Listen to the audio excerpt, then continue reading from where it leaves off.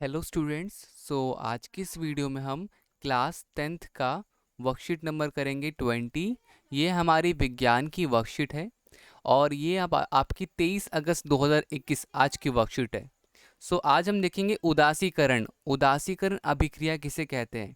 तो आपने पढ़ा है कि अम्ल और जलीय विलयन H आयन उत्पन्न करता है और क्षारक का जलीय विलयन OH आयन उत्पन्न करता है। तो क्या होता है जब अम्ल और क्षार अभिक्रिया करते हैं? तो बच्चों, जब हम एक अम्ल मतलब कि एक एसिड को जब हम किसी क्षार मतलब कि किसी बेस के साथ अभिक्रिया करवाते हैं तो वो क्या बनता है? तो वो सॉल्ट और वाटर बनता है। वो तो क्या बनता है? सॉल्ट और वाटर।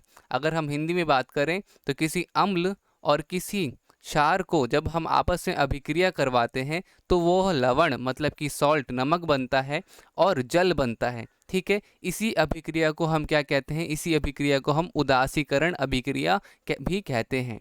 बच्चों, ये हो गया हमारा, क्योंकि अम्ल और क्षार के एक दूसरे को उदासीन करते हैं और सामान्य तौर पर उदासीकरण अभिक्रिया को इस प्रकार लिखा जाता है, क्षार प्लस अम्ल जो होता है हमारा लवण प्लस जल बन जाता है। ठीक है बच्चों, अब देखिए,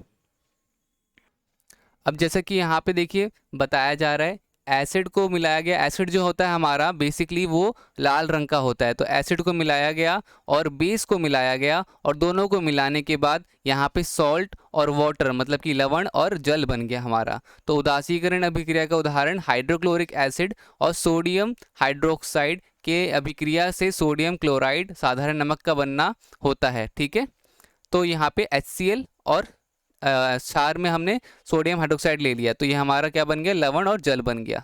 तो चलिए अब कुछ अभ्यास प्रश्न देखते हैं। जैसा कि आपके पास पहला प्रश्न आपको दिख रहा होगा, अभ्यास प्रश्न में सही विकल्प चुनें। तो आपको पहला प्रश्न जो दे रखा है उसमें आपको सही विकल्प चुनना है।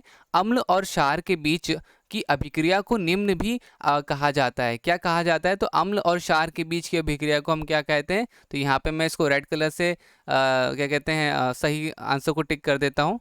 वो आपका होगा यहाँ पे सही आंसर क्या होगा? तो बच्चों यहाँ पे सही आंसर होगा उदासीकरण। ठीक है, ये आपका सही आंसर होगा, इसको आप टिक कर लीजिएगा। ये आपका सही आंसर होगा, सी ऑप्शन हमारा सही आंसर होगा, उदासीकरण।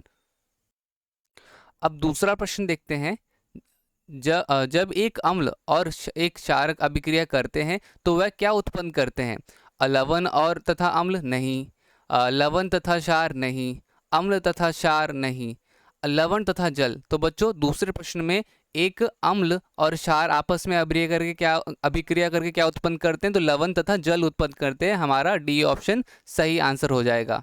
प्रश्न 3 पूछा जा रहा है कि साधारण नमक तब प्राप्त होता है जब जब क्या होता है? तो यहाँ पर देखो हमारे पास जो ऑप्शन है वो 3 ऑप्शन यहाँ पे दे रखे हैं।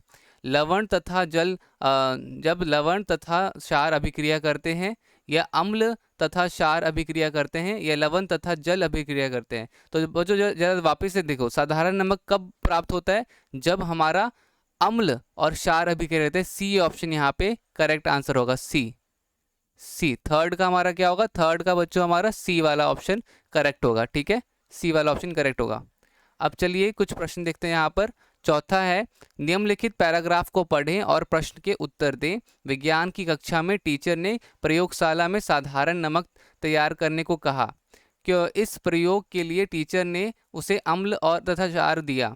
कुछ विद्यार्थियों को पता नहीं था कि प्रयोगशाला में साधारण नमक कैसे बनाया जाता है, तो आप इन्हें मदद कैसे करेंगे? तो आपसे 4 प्रश्न पूछे गए हैं। सबसे पहला प्रश्न है कि साधारण नमक कैसे तैयार करते हैं? तो यहाँ पे देखिए साधारण नमक कैसे तैयार करते हैं, तो यहाँ पे इसका उत्तर आपका होगा, आप यहाँ पे बेसिकली बच्चों यहाँ पे इसको लिखेंगे। ठीक है, अब यहाँ पे प्रश्न 4 का आंसर, 4 का ए पार्ट। ठीक है, ए पार्ट। तो हाइड्रोक्लोरिक एसिड और सोडियम हाइड्रोक्साइड की अभिक्रिया से सोडियम साधारण नमक बनता है। ठीक है, तो ये हमारा प्रश्न 4 का ए पार्ट हो जाएगा बच्चों। इसको आप पूरा अच्छी तरीके से लिख लीजिएगा, ये पहले का आंसर हो जाएगा, पहले का आंसर। ठीक है, ये जितना भी मैंने रेड कलर से अंडरलाइन कर दिया है, फोर्थ का ए का आंसर होगा। ठीक है, साधारण नमक कैसे बनता है? तो यहाँ पे आपका हाइड्रोक्लोरिक एसिड सोडियम हाइड्रोक्साइड को मिलाने के बाद हमारा साधारण नमक बनता है। ठीक है, तो बनता है। अब जरा दूसरा पार्ट देखते हैं, दूसरा क्या पूछा गया था इसमें। तो दूसरा प्रश्न बच्चों देखो आपसे पूछा गया था इसके लिए रासायनिक अभिक्रिया, अब इसकी रासायनिक अभिक्रिया भी लिखनी थी। तो चौथे प्रश्न का बी वाला आंसर क्या होगा, तो चलिए वो देखते हैं। तो अब देखो चौथे प्रश्न का जो दूसरा आंसर होगा वो ये होगा बच्चों। इसको मैं अलग कलर से कलर कर देता हूँ ताकि आपको क्लियर रहे कि किस में क्या करना है। तो देखिए यहाँ पर चौथे प्रश्न में चौथे प्रश्न के दूसरे पार्ट में ये रहा आपका आंसर। ठीक है, ये जो मैंने आपको अंडरलाइन किया है नीले रंग से, ये कौन सा उत्तर हो गया, ये आंसर चौथा बी वाला पार्ट। ठीक है, बी वाला पार्ट। तो इसमें आप लिख लीजिएगा बी वाले पार्ट में, ये पूरा का पूरा लिख लीजिएगा। ठीक है, ये पूरा का पूरा बी वाले पार्ट में लिख लीजिएगा। अब अगला देखते हैं चौथे पार्ट का अगला पार्ट। तो अब है क्या क्या इस अभिक्रिया को उदासीन अभिक्रिया भी कहा जा सकता है। तो इसका बच्चों इसका आंसर क्या होगा, इसका जो आंसर होगा हाँ। ठीक है, इस अभिक्रिया को हम क्या कहते हैं, इस अभिक्रिया को हम उदासीकरण अभिक्रिया भी कहते हैं। ठीक है, तो आंसर हमारा क्या हो जाएगा, सी का आंसर हमारा हो जाएगा आंसर सी, वो हो जाएगा हाँ। ठीक है, और इसके बाद आपका डी वाला क्या है, इस प्रयोग में प्रयुक्त अम्ल और क्षारक का नाम लिखिए। तो अम्ल कौन सा था, तो अम्ल देखो यहाँ पे हम ले लेते हैं, यहाँ पे अम्ल लेते हैं HCl,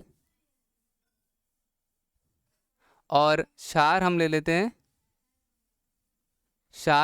यहाँ पर NaOH। ठीक है बच्चों, तो प्रश्न डी का भी हमारा यहाँ पे उत्तर हो गया। तो यहाँ पे सी का हमारा उत्तर हो गया हाँ, और इसमें हो गया अम्ल HCl, क्षार NaOH। ठीक है, तो चलिए बच्चों यहाँ पे हमारी वर्कशीट की पूरी वीडियो कंप्लीट हो गई है। मिलते हैं अगली वीडियो में, तब तक के लिए bye bye and take care.